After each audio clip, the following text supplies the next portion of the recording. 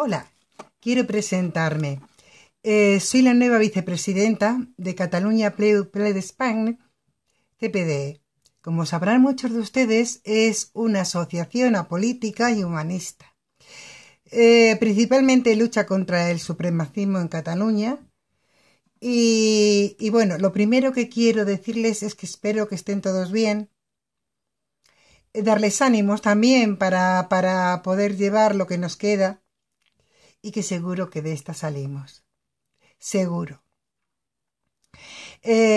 Sabrán que Cataluña ha puesto muchas trabas al ejército de España. Para desinfectar, pues entre otras cosas, las residencias de nuestros mayores, de nuestros padres, de nuestros abuelos. Sin tener en cuenta que se jugaban vidas de personas. Esta es la supremacía catalana. En fin, luego, bueno, es muy fácil, luego dirán España nos roban, España nos matan.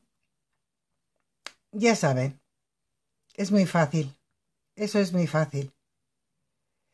Y creo que también sabrán que la región que más recortes se ha hecho en sanidad precisamente es Cataluña. ¿Pero por qué? ¿Dónde va todo el dinero? Pues a embajadas del país de nunca jamás y también para comprar voluntades.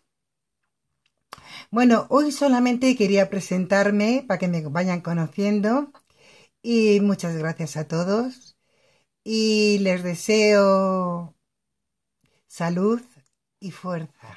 Muchas gracias.